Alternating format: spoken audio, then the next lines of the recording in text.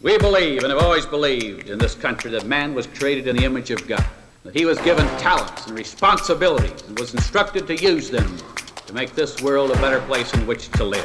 And you see, this is the really great thing of America. It's time to discover what binds us together, and finding it has the power to transform our world. That's what I believe. How about you?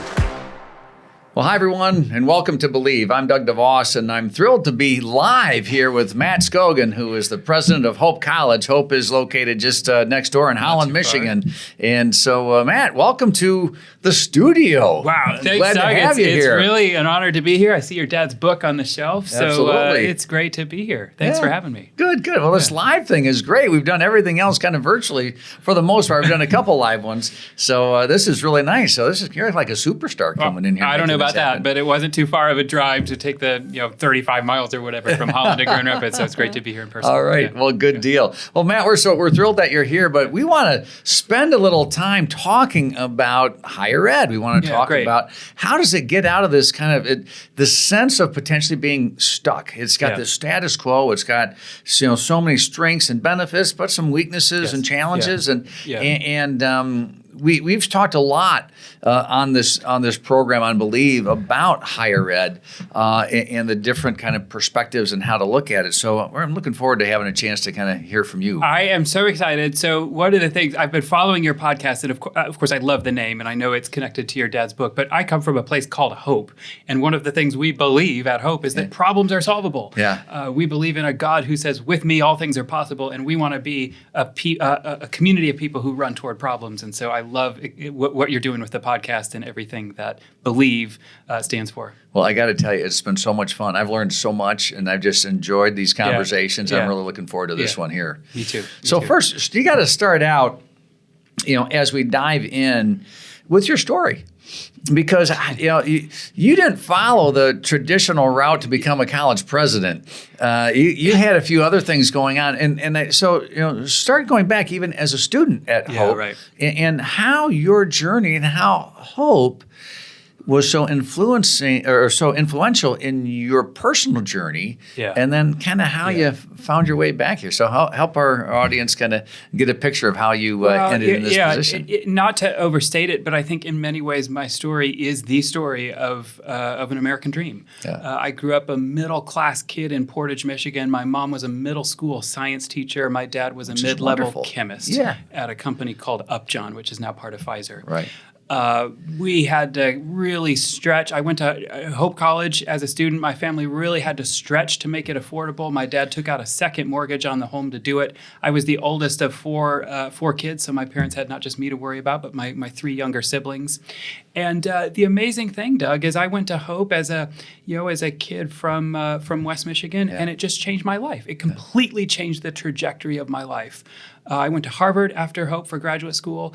From there, I spent 8 years working in government. What happened there? So go back and say it changed it. What happened there that said, okay, maybe I'm going this way. We're going to scrape. The family's going to sacrifice. We're going to get this education, and then you said something changed. What was it? I mean, I think I got a great education. Yeah. I got a great education in the context of a decidedly Christian atmosphere. Right. And a couple of things happened for me there as I got to know myself better by getting to know my Creator better. Yeah. And it wasn't just an education, it really was a transformational experience. I discovered who I am. I discovered who God is. I discovered a little bit of my purpose, and I think I'm still on the journey to fully discovering that. All? That's We're right. all I think on that that's journey. Right. I think that's right. Yeah. But I think that's what it did for me. And all the research shows that higher education can and should be the great equalizer. There's an economist at Harvard named Raj Chetty, and his work is really stunning. His work shows that if a low-income kid and a high-income kid go to the same college, they have the same opportunities for success after they graduate. College is the great equalizer, and it's not income inequality that we ought to be talking about. It's education inequality. Wow. And my story shows it. My story, coming from basically no connection I to no interrupted, money. so keep going on. You're at Hope. You're transforming. You went on to Harvard. So got this talk great about education. Went to Harvard for graduate school, and then had the privilege of having really interesting work. I spent about the first 8 years of my career in government. Okay. I did 2 stints in Washington, D.C., one in the White House and one at the Treasury Department. And in between between, I worked for the governor of Massachusetts, who was Mitt Romney, for a while, doing economic policy advice. That was the first half of my career. The second half of my career, I'm sure you got a few stories from I've that. got Well, some that we'll stories. save that for another podcast. We'll do that another time. Some off-the-record stories too. And then I made the first pivot of my career, and I went from the public sector to the private sector, and I spent 11 years working on Wall Street. About 6 of those years working for the New York Stock Exchange in New York City, and then about five-ish years working at a boutique investment bank. Yeah. And it was kind of a startup bank, and they were at the point of pivoting from a startup to an established firm, and they hired me with some other folks to kind of help professionalize the firm, and it was a lot of fun. And then a little more than 3 years ago, the craziest thing in my whole life happened. I was invited by the Board of Hope to come back and serve as the president, and it's been amazing. I never in my wildest dreams saw this being in my career path. But talk about that journey. So it seems easy from just being contacted to having it happen. There's a little more, wasn't there, in that process of how you approached it? A lot, I think so. So I was on the Board of Hope. Yeah. I stayed pretty connected with Hope from the time I graduated to when they invited me back. So it wasn't, it certainly was a relationship that was well known, both from my perspective and from the institution's perspective. Was on the Board of Hope when they started a search for the next president. A couple of my fellow trustees reached out to me independently. These were both people I had never had a conversation with outside of board meetings, and they both reached out to me out of the blue, and they kind of said, "Hey, Matt, I think you should throw your hat in the ring for this job."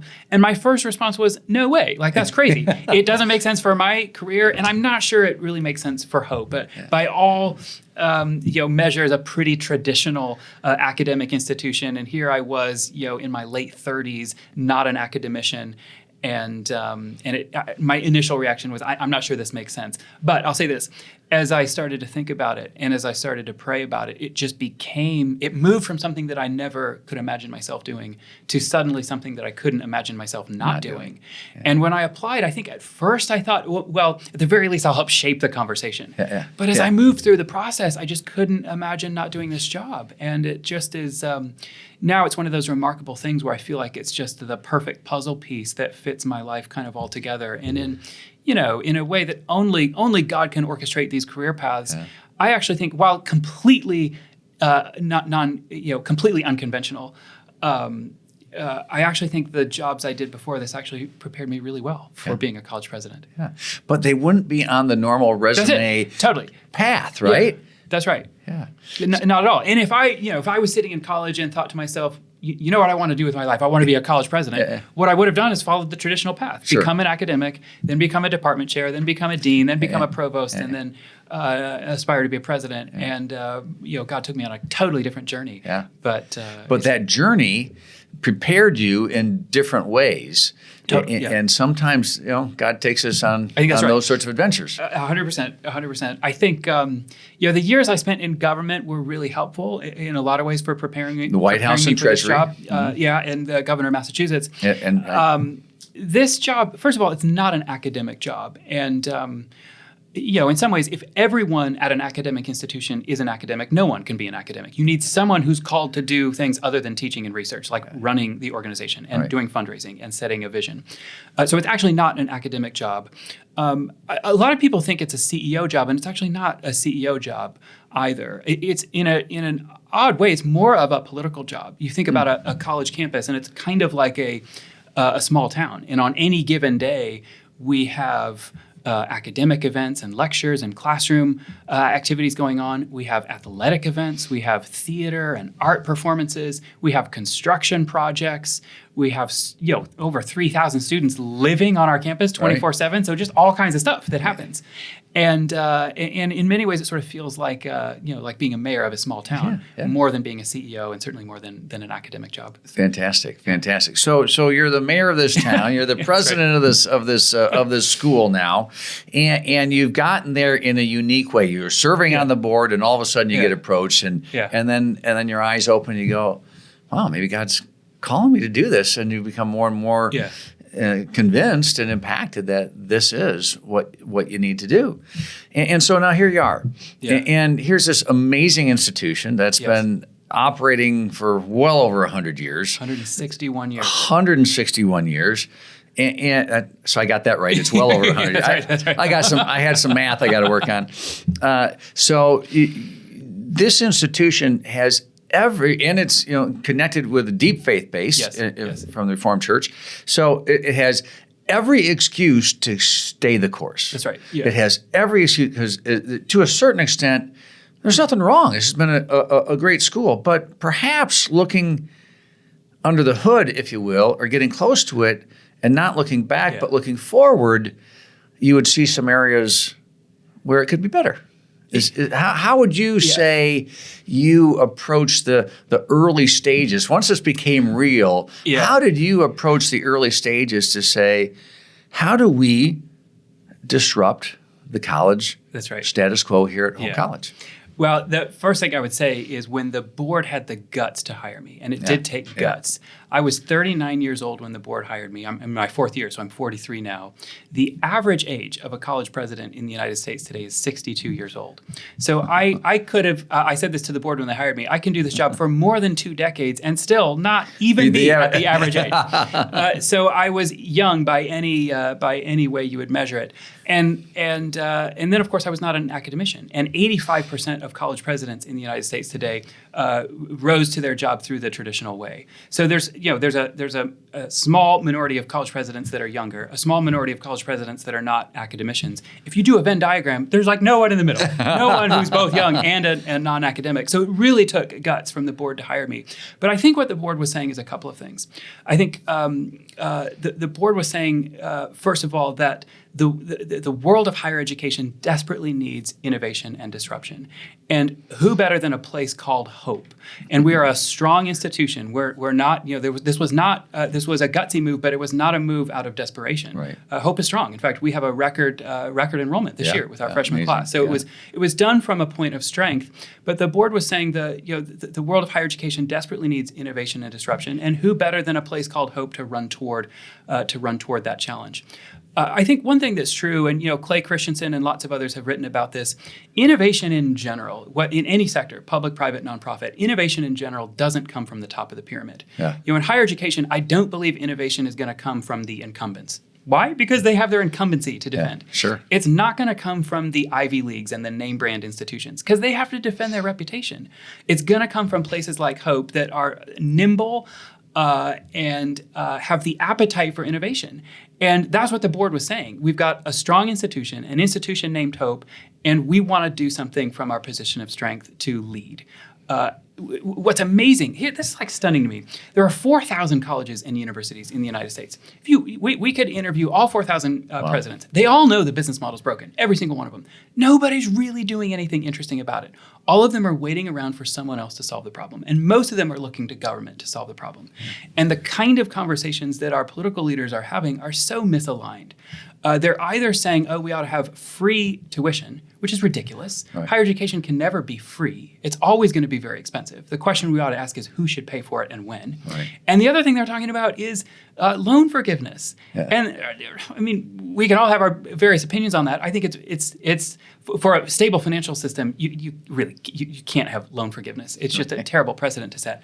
But that's beside the point. The point is that loan forgiveness does not solve the problem. Right. The problem is access and affordability, and loan forgiveness does nothing to solve the problem. Right. So, I think what the board was saying when they hired me is we want to run toward the problem of access and affordability. The academics at Hope are very, very strong. We're 22nd in the nation for undergraduate research. We just passed Berkeley last year. We just passed Cornell this year. So we're hanging with the big dogs in terms of our academics. Yeah, excellent. Our academics are really, really strong. What the board was saying is, can we be a place that has really strong academics and provide a leadership perspective when it comes to the funding model of higher education. So that's what the board hired me to do. And when they said it, that sounds amazing. What could be more fun and fulfilling than coming back to a place that served me so well as a student, and with this not just air cover from the board, but this almost encouragement. Like the board would be disappointed in me if they hired me and I did the status quo. Like they did not hire a young non-academic to come in and do the status quo. Right, exactly. Exactly. And so I think that's fascinating. I'm sure, I hope our listeners really understand the scope of how unique it is and how important it is for the board to give somebody like you that level of opportunity.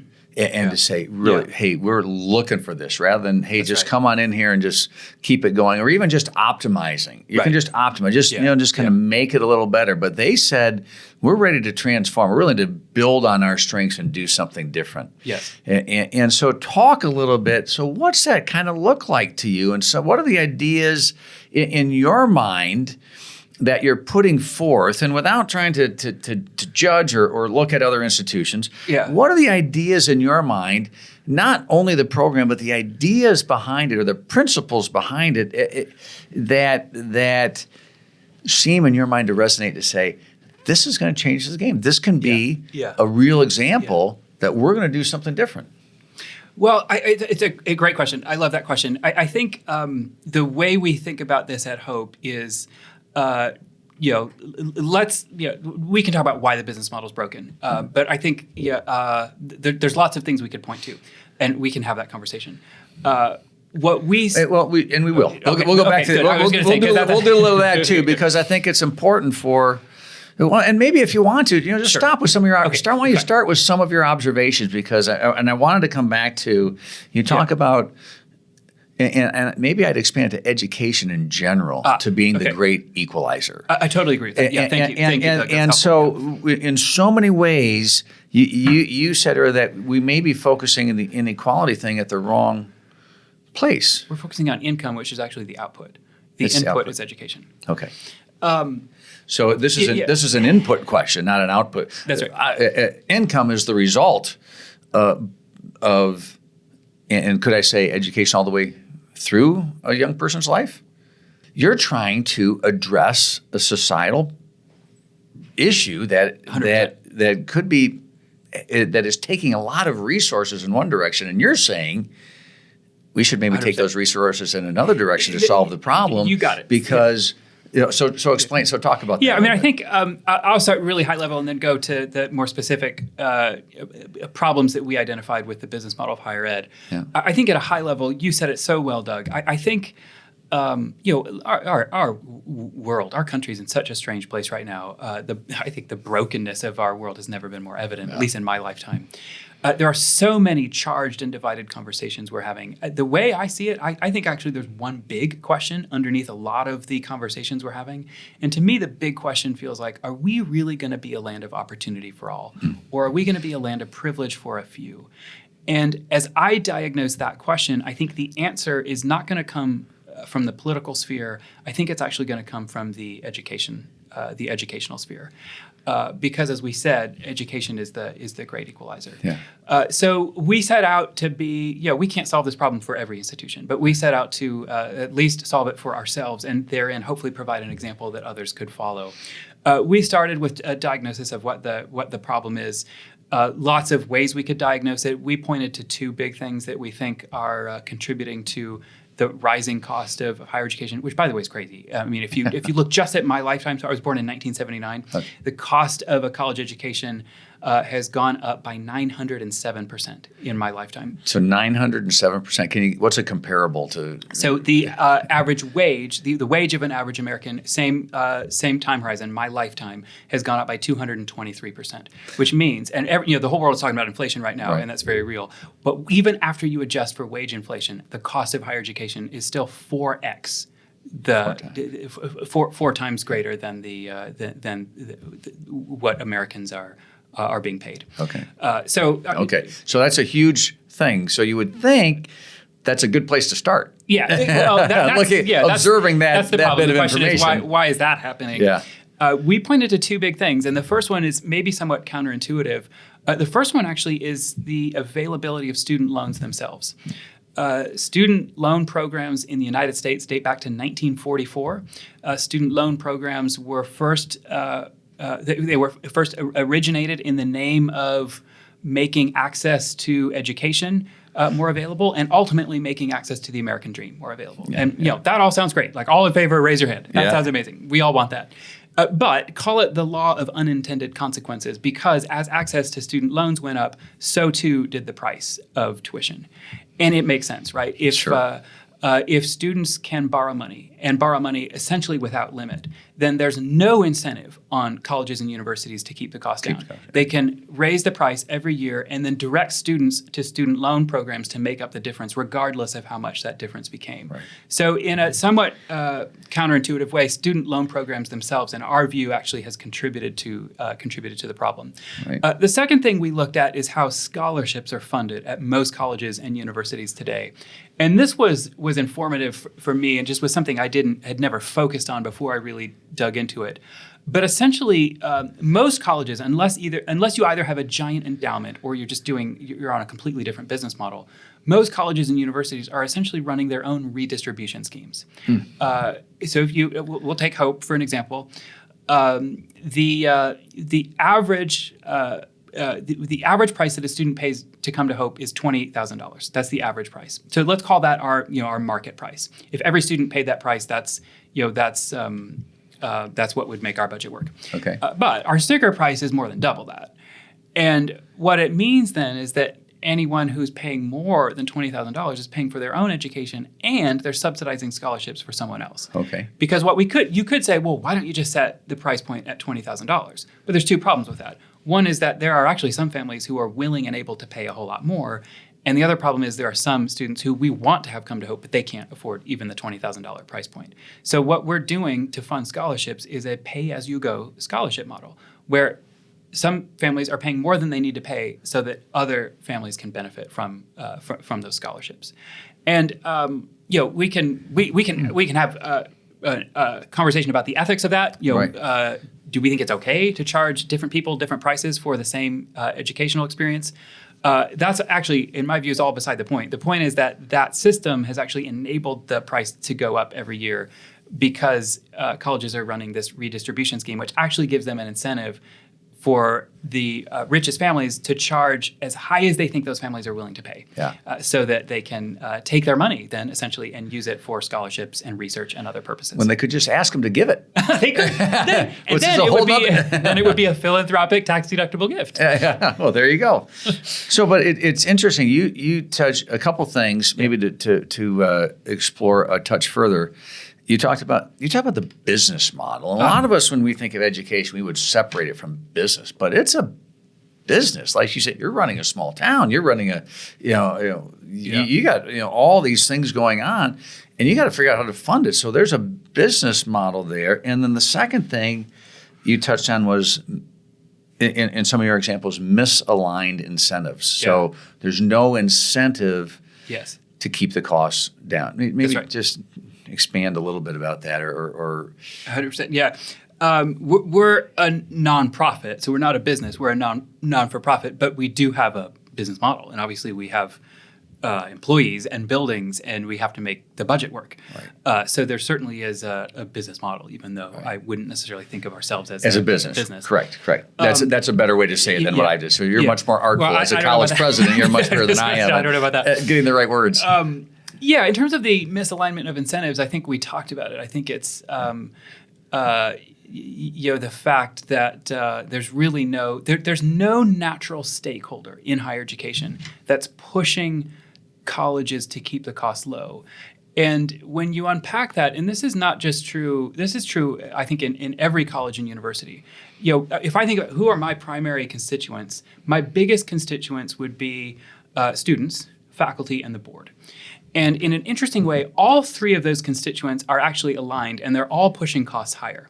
Students on one hand will say, yeah, we want this to be more affordable. But then on the other hand, we'll say, but we want nicer dining halls, we want better residence halls, we want more amenities, we want climbing walls, lazy rivers, we want all this stuff. All the things they're asking for is actually pushing the costs higher. Faculty, same sort of dynamic. They'll say, yeah, we want this to be more accessible, but we want academic independence, which often, of course, means budgetary independence. Yeah. We want more programs, more research centers. We want things that push the costs higher. The board, you could argue, the board should be the constituency that's looking over my shoulder saying, can't we do this a little more productively? But the kind of conversations most boards are having in the world of higher education today, boards are talking about things like competitiveness. How do we make our college more competitive? How do we make our rankings go up? Yeah. Well, the way you become more competitive, the way you make your rankings go up is you build more stuff. Yeah. And that too contributes to the cost going up. So in a crazy way, all of the stakeholders in higher education are all aligned, and they're all aligned to push the costs up. And what's happening now, and I think we've seen this over the last decade or so, is that it's just breaking down. Yeah. And finally, students and families are saying, this is ridiculous. I'm not going to pay this anymore. And what we're seeing, sadly, is too many students deciding not to go to college. Right. 10 years ago, 70% of high school graduates were going to college. Today, it's 62%. Now, the pandemic had some, some of that is due to the pandemic, but not all of it. And I think what we see is a world that's losing hope in higher education, sadly. Interesting. And so, as you say, there's no natural stakeholder, but maybe the natural stakeholders are starting to speak a little bit. I think that's right. I think that's exactly what's happening. Right, and they're starting to come out and say, hey, what in the world's going on? I bought into this. I grew up with this. But now you step back and go, wow. Yeah. But you, so I want to get back to the challenging the status quo or disrupting the status quo. You and others like you are going to have to speak up for the natural, because you're in the positions to make some of those changes, to influence the students, faculty, and boards, and to be a demonstration. So talk a little bit now, maybe, since we've kind of framed and given a background for your diagnosis or your observations of what's happened. How do you look to address it? Well, again, the good news is the board hired me to do this. And so we're going after it. I just started my 4th year as the president of Hope. I basically spent 2 years with the board and with our constituents talking about the problem, how we diagnose it, and what we think we can do about it. And last summer of 2021, we launched an initiative that we're calling Hope Forward. And we call it Hope Forward because it's essentially a pay-it-forward vision for funding one's college education. And that's what we're going after. Okay. So talk about that, and then presumably it starts to align the incentives. It does, and starts to address that the cost or the value proposition balances out a little bit more. Yeah, that's right. So at a basic level, if you step back and think about the way college is funded today, basically it's funded through 2 ways. One is a pay-as-you-go mechanism where you pay your college or university a lot of money through tuition bills at the start of every semester. The second way it can be funded is pay it back, where you're actually paying a bank or a lender after you graduate because you funded it through debt. And of course, most people pay through some combination of the two, pay-as-you-go and pay it back. And what we said is, what if we could just throw all that out the window? What if we could start with a blank sheet of paper? What would we want to design? What would work for our institution? What would connect with our mission and what we're trying to do? And we came up with, we're simply calling it Hope Forward because it envisions a pay-it-forward mechanism for funding one's college. And the way we envision this working is students come to Hope and don't pay anything up front.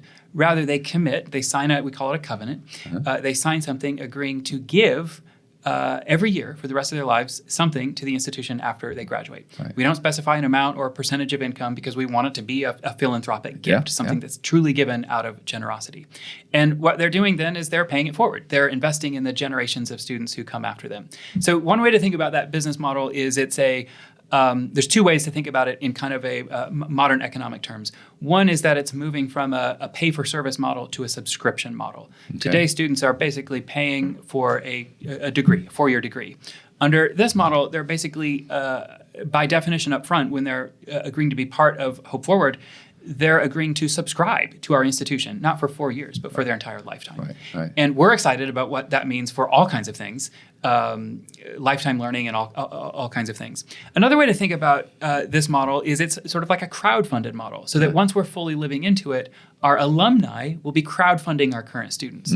And we then become a community that's taking care of itself. We're not dependent on anyone from the outside. We're not dependent on government assistance. We become a community that's taking care of itself, which, by the way, is exactly the way the Bible talks about how Christian communities ought to function. Communities that are taking care of themselves, where members of the community are looking out for other members of the community.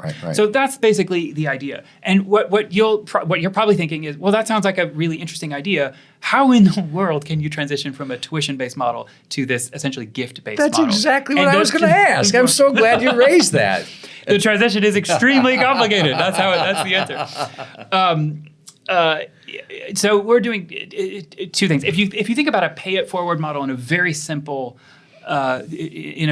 context, you might go into a coffee shop And by the way, this happens in West Michigan. I lived in New York City for 11 years. This never happened in Manhattan. But every once in a while, I go into a coffee shop in West Michigan, and the barista will say, "Oh, the person in front of you paid for your coffee." Yeah. So what I'll do then is I'll say, "Well, that was so generous.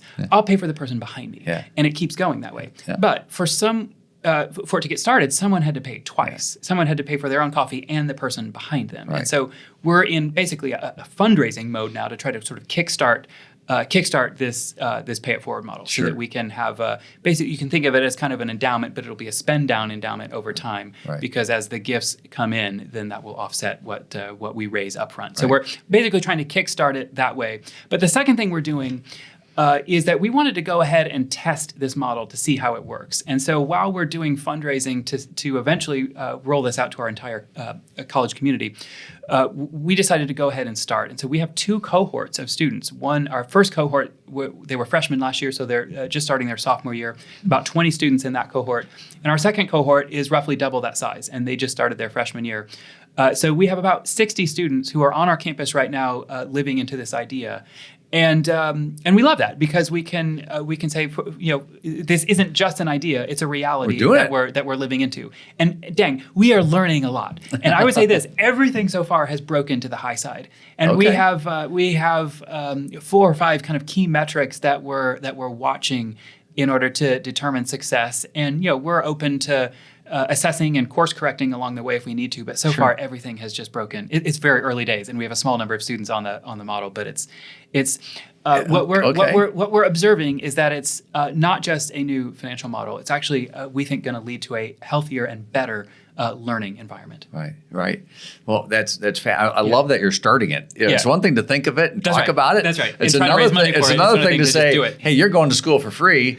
But we're going to ask you to sign this covenant, and then we're going to trust you to give back what you feel led to give back financially to this institution over the rest of your life, because this is the deal. So you get to drive the car and then pay for it.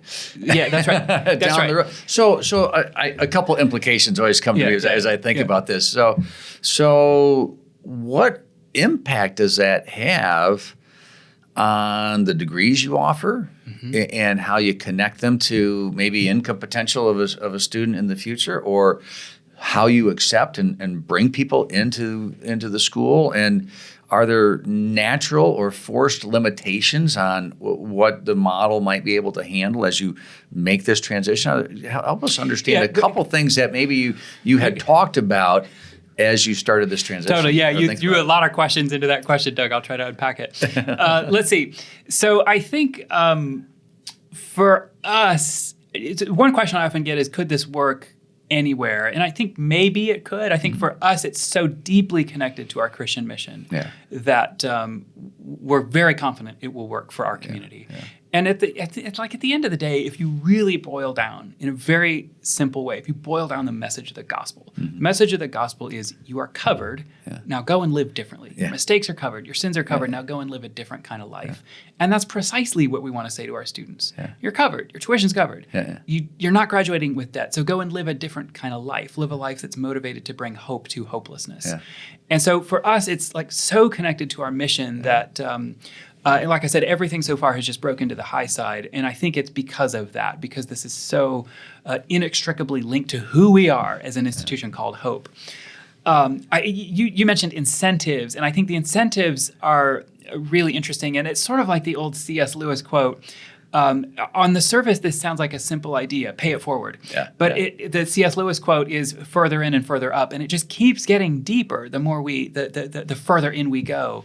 One of the things we've observed with regard to incentives is, in a very interesting way, this gift-based model actually aligns incentives so that we as an institution are highly incentivized to help students get what they want, which is a successful life.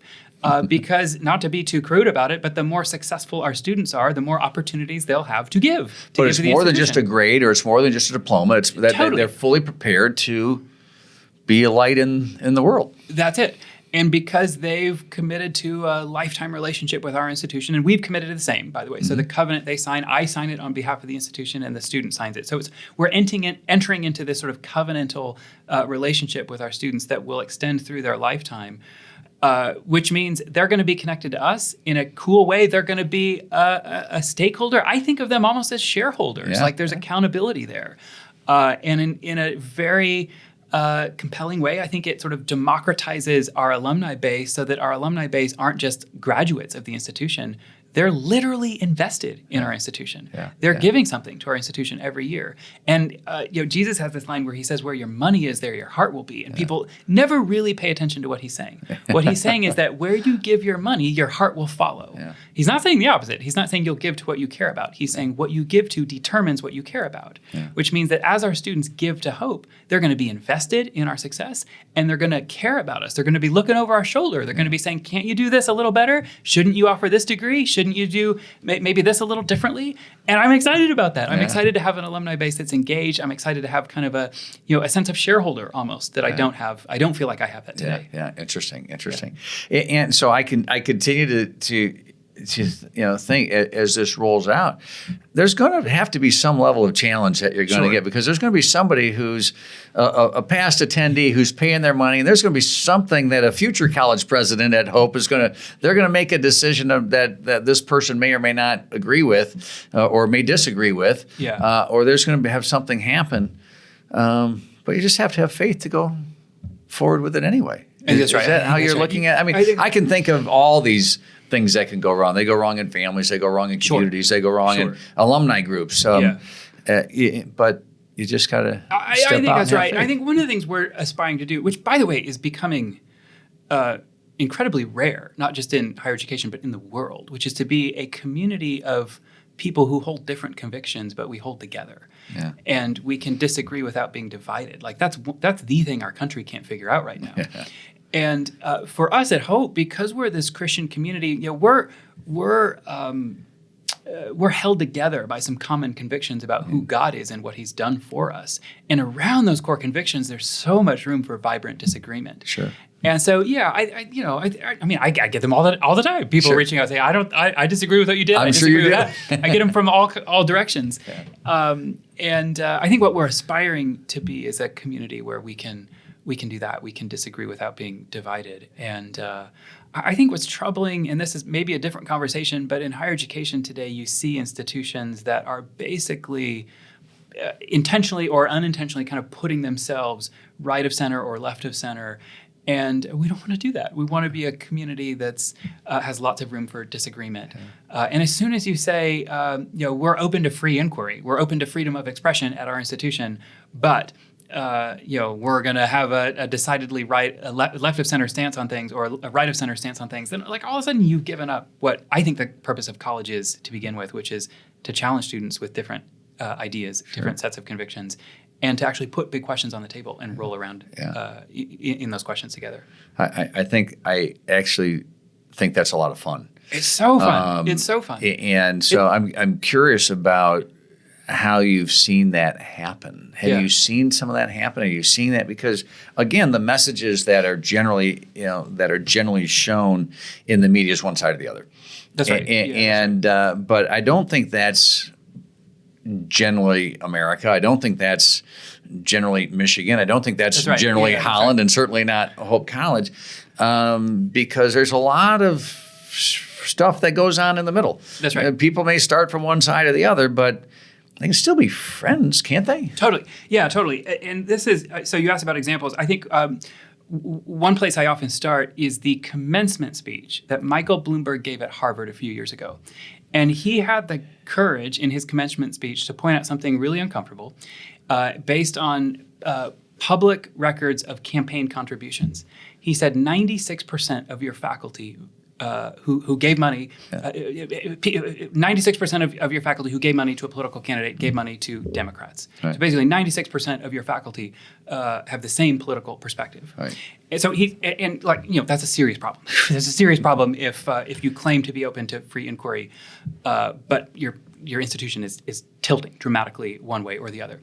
And the problem is, a lot of places say, well, if the Ivy Leagues are tilting left of center, we have to tilt right of center to counterbalance them. And that's a fight bias with bias approach. And we've seen how that worked in the media, and it kind of turned into a disaster. Like the same phenomenon that we're seeing in higher education today, people started to point that out in broadcast news 25 years ago. And people said, well, the journalistic institutions that we've trusted to give us unbiased reporting seem to be tilting left of center. So what we ought to do is start our own stations, our own websites, our own news outlets that are equally tilted, but they're tilting right of center. And it's just turned into this free-for-all where now fake news is proliferating. 25 years ago, that was unthinkable. Yeah. And the problem is we're starting to see the same kind of direction in higher education. And it's a problem. It's really a problem. And we just don't, at Hope, we do not want to take that path. We want to be a place that, again, within a decidedly Christian context, facilitates lots of room for disagreement. And that's where I wanted to go, because I want to touch on that. I'd like to hear you expand on that just a little bit more, because when it comes to national matters, political matters, free speech. I'm involved with the National Constitution Center in Philadelphia, and we talk about this all the time about the wide range of views and how important that is. But you're a decidedly very specifically dedicated Christian community, which brings with it a set of responsibilities. And so how do you keep that flow going without trying to bring our faith into it to pick one side or the other? It's a great question. Yeah, I think that's you put your finger on kind of the tension point. I think the way we think about this at our institution is we want to be a place that can truly put all the big questions on the table. And when I say big questions, I mean the biggest questions. Who am I? Why in the world am I here? Does any of this make sense?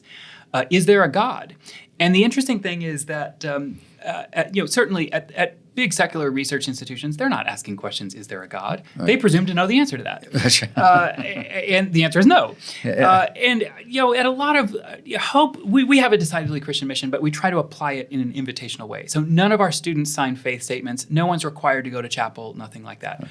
We will welcome anyone and everyone from any faith background or no faith background at all. Right. For our faculty, we hire committed Christians. So we have a somewhat different application of our Christian mission than some other institutions that might have a more prescribed way of and that's a way to think mission. About it too. I think sometimes we limit Christ and his teachings by getting him on our side or another side. I think the story of the Bible is far beyond anything we can comprehend or try to limit it to. You got it. As we say, all people need hope. Yeah. And so we want to be very invitational about students who come to Hope.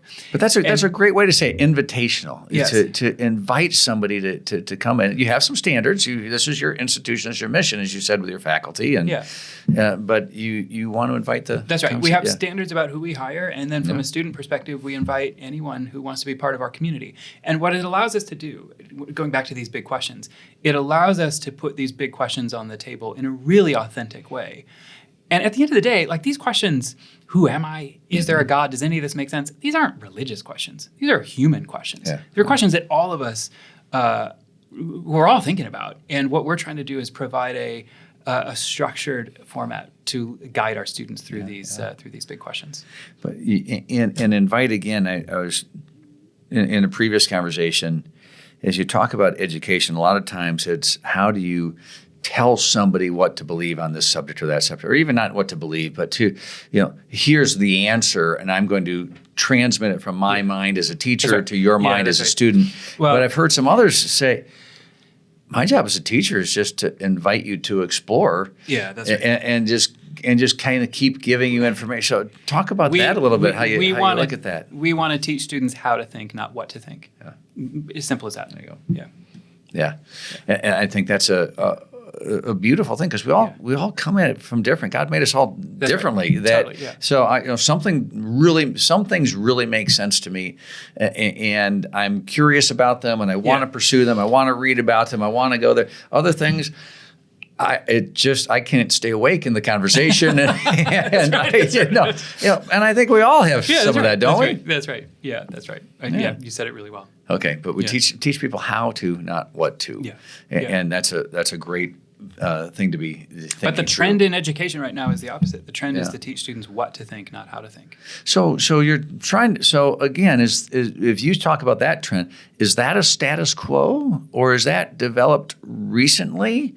Is that something that that other institutions will find their way through?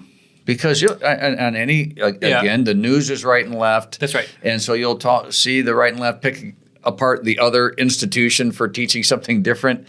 So is this a fad or a trend, or I think how do we get out of it? How do we move forward? Well, that's a good question. I wish I had a great answer for that. I think it's a function of our charged and divided culture. There's a reporter named David Jesse who writes for the Detroit Free Press, and over the summer he wrote a long form article. Like if you print it off, it's 20 pages. Okay. And the headline, I won't get this exactly right, but the headline was something like, "The battle over wokeness at Christian colleges isn't just about politics, it's about money." And he's making the case that in a divided culture, in a divided world, within that context, higher education for the most part is tilting left of center. So you can make yourself distinct by saying we're going to be decidedly right of center. Mm-hmm. And in a world that's charged and divided, there's money to be had there. There's money to be had by placing yourself on either extreme. But as soon as you've done that, you've compromised the very purpose of higher education. Like, you can't be a place that says we exist for free inquiry when the answer to every question is predictably on one side of a political or ideological spectrum. And so I think that's what's happening. I think it's a function of a charged and divided culture. And I think within a charged and divided culture, there's money to be had on the extremes. There's followers to be gained on the extremes.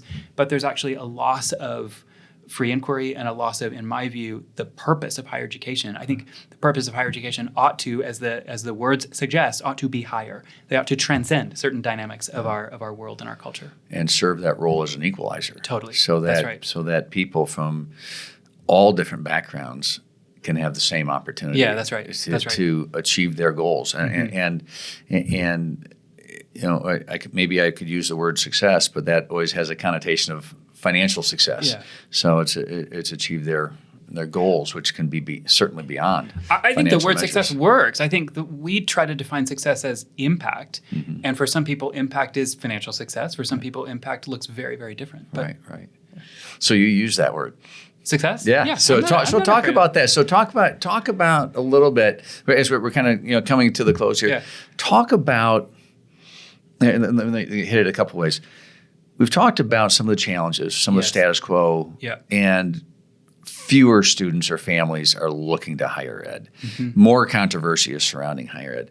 How do you restore faith in the institution of higher ed? Not just hope, but in this whole institution. Yes. So our society says, hey, we can trust these people. Yes. And we talked about some of the reasons where there's a well-founded mistrust right now, whether it's costs or other sorts of that. And what does that look like when you talk to the student about their success and their future? Yeah. Can you maybe touch base on both of those as we kind of wrap up our discussion? I think in general, what I've observed is there's less contention around the product of education. Where people have lost faith, or I would use the word hope, where people have lost hope in higher education, is more around how it's funded. For too many people, it's just inachievable to fund an expensive private liberal arts education or even a public education at a university. But for others, even folks who can afford it, it's just the question is, what's really the ROI? And I think that's where we have work to do, and that's where when we talked about the Hope Forward vision we have. We're not trying to mess with the academic product very much, although we're very focused on things like the future of learning and the future of work within our academic context. What we really want to try to innovate around is the funding model. And when you look at metrics around, we can put out a broad statement, the world is losing hope in higher education. Then the question is, well, how do you measure that? How do you measure hope in higher education? Sure. One metric is, we talked about 10 years ago, 70% of high school graduates going to college. Today it's 62%. When you ask students why they're not going to college, the number one reason is financial. Cost. Another interesting metric is percentage of alumni who are giving to their alma mater, and that too is way down and significantly down over the last 10 years. So I think a lot of these metrics have something in common, which is the financial aspect. Yeah. People believe the financial model, the business model, is broken. And as we said at the beginning, the amazing thing is no one, in my view, well, I should say very few institutions are doing anything really interesting or innovative about it. Yeah. So we're raising our hand high, Yeah. saying we've got, from a position of strength, we've got an idea that we're turning into reality, and we're going to see if it works. And if it works here, maybe it could work at a lot of places. So roll the clock forward a few years, and I'll stay with hope. Yes. What do you hope for? Wait, so it's 5-10 years down the road. You've implemented this hope forward for a little bit further. You have new cohorts going through. You have new things happening. You describe what that future could look like in your mind. It's a beautiful future where financial access is not a barrier to anybody. None of our students are graduating with debt. It's a future where, because of how we've changed the funding mechanism, the learning environment is healthier. One interesting thing that we've learned as we've started this journey is that, and we're very early in the journey, but we think we're going to show that students actually take their education more seriously, not less, with a pay-it-forward model. Why? Because they have skin in the game. They've committed to give their own money, their own hard-earned money, to the institution after they graduate. And with the current model, students can't work enough summer jobs or enough side jobs to pay $50,000 a year, which means someone else is funding their education. Their parents, their grandparents, scholarships. Students aren't paying for their education anymore. A few decades ago, students could work summer jobs and pay for their college education. It's impossible today. You can't do it. Which means students actually don't have financial skin in the game in the current scenario. And there's a economist at UC Merced, Laura Hamilton is her name, and she's doing really interesting research on this. And her research shows a negative correlation between the amount of money that parents pay for one student for one's education and that student's grade. So she's basically saying the more money your parents pay for your college education, on average, the lower your grades are. She wrote a book about her research, and her book is called Paying for the Party. And she's basically making the case that to the extent college students are goofing off in college, they're goofing off because they don't feel skin in the game, because someone else is paying for it. Someone else is paying for their party. Sure. And with the Hope Forward model, one of the things we're observing very early on is that these students have committed and made this very personal commitment to give their own money, their money, after they graduate. And they're feeling the weight of that commitment in a way that so far what we're seeing is they're actually taking their education even more seriously. So that's what we're excited about, a place that solves the business model. It's completely sustainable because once we're fully living into it, we've got this crowd-funded model that just works. And the transition is hard, but once you get to the point where you're fully living into it, the numbers are very compelling. And then third, it's actually a better learning environment. Yeah. We've moved away from what too often feels transactional into this model that's based on gratitude and generosity. I like that. Gratitude, generosity, not just a transaction. It's That's not just right. a business transaction. That's There's right. a business model, there's business principles in running the institution, but it's not a business. I like That's right. how you articulated that as well, and I think that's really important. Matt Scogin, president of Hope College, thank you so much for your Doug, time. thank you so much for having me. It's an honor to be with you. Thanks for your insights, your perspectives, your enthusiasm, and for your desire to serve in this capacity. You know, you had a great preparation, lots of experiences, and God called you to put you right where you are. Thanks. So thanks so much for having me. It's great to be with you. All right, great. Well, thanks.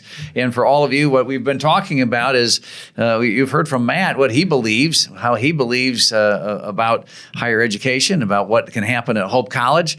And we hope this is informative as you shape your beliefs as well. As you think about these issues, we hope that this is a discussion that will help you with your perspectives as well. So thanks for joining us. And Matt, thank you for this time. And we'll look forward to seeing you next time on Believe.